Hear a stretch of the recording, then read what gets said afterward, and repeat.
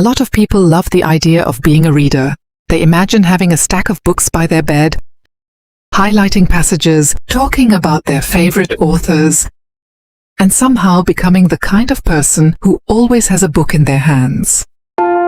Welcome to Book Labyrinth, where we unravel the stories behind the pages. But then they actually try to read.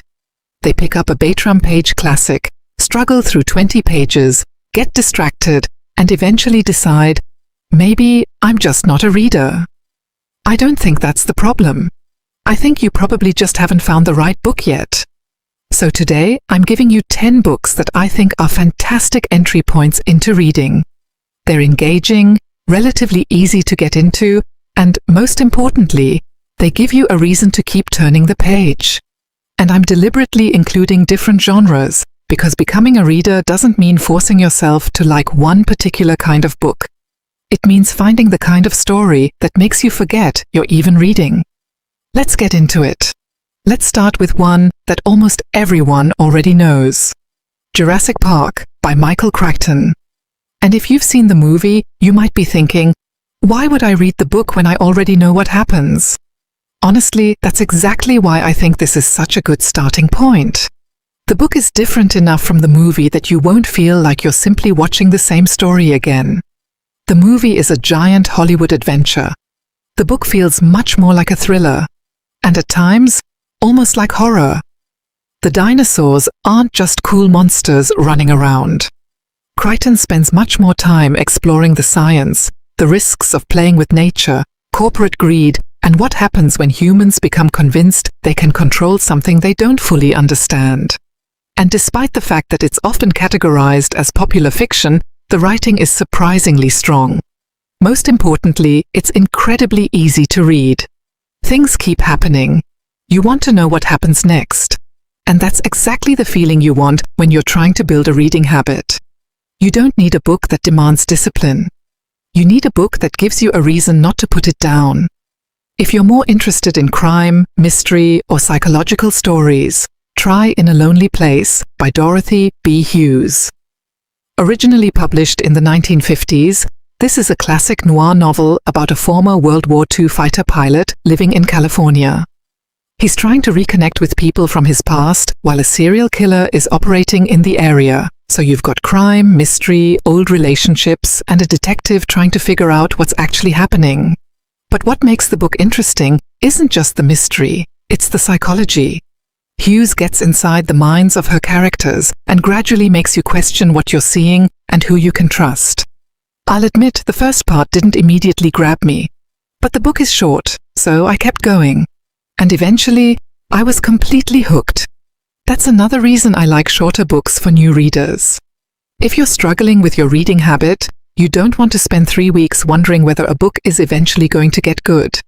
Give me a short book that grabs me and makes me finish it. That's a win. Now let's talk about something completely different. Pachinko by Min-Jin Lee.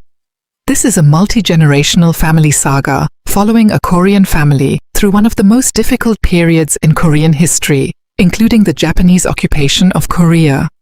It's historical fiction, but at its heart, it's really about family. It's about identity, survival, sacrifice, love, and what people are willing to do to give the next generation a better life. And yes, it's a big book. But here's something I want new readers to understand. Long doesn't automatically mean difficult. Pachinko is a relatively slow burn, but the storytelling is so compelling that the pages don't feel as intimidating as the page count suggests. And that's why I actually like putting longer books on a beginner reading list. Finishing a Namcham page book can give you an incredible sense of accomplishment. You don't just finish the book, you start thinking, wait, maybe I actually am a reader. And that confidence can be incredibly useful when you're building the habit. Now, if you usually don't read fiction, don't assume this list isn't for you. Try Shadow Divers by Robert Kurson. This is nonfiction, but it reads like a thriller. The story follows a group of deep-sea divers who discover evidence of a mysterious German U-boat lying off the coast of the United States. And figuring out where the submarine came from and what happened to it turns into a dangerous obsession. What makes this book so effective is Curzon's descriptions of the underwater dives.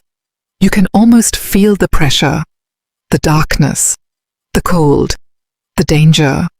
There were moments in this book where I genuinely felt my heart racing. And that's one of the best things about great nonfiction. You're not thinking, this is a true story, so I should learn something. You're thinking, what happens next? There have been questions raised about some of the book's specific details, particularly around one tragic event. So I wouldn't treat every detail as unquestionable fact. But as an overall reading experience, it's incredibly well-researched, immersive, and entertaining. And if you've always assumed nonfiction is boring, this is a very good book to change your mind. Okay, this is where I might lose some people. Lonesome Dove by Larry McMurtry is almost Chintram pages. Yes, I'm recommending a nearly Chintram page book to people who are trying to start reading. But hear me out, this won the Pulitzer Prize, and it's widely regarded as one of the greatest Western novels ever written. The story follows former Texas Rangers who decide to leave their old lives behind and drive a huge herd of cattle from Texas toward Montana. There's adventure, danger, friendship, love, loss, and some absolutely unforgettable characters. But the biggest reason this enormous book works is the characters. You become attached to these people, you care what happens to them, and once that happens, page count becomes much less important. That's the secret. A Chintram page book you can't stop reading is easier than a Highcham page book you don't care about. So don't automatically avoid long books. Sometimes the book that looks the most intimidating is the one that finally turns you into a reader. If there's a book you'd like me to review, just drop the title in the comments. Need the ebook? Message me on Telegram. And if this video was useful to you, a small coffee donation goes a long way in keeping this channel going.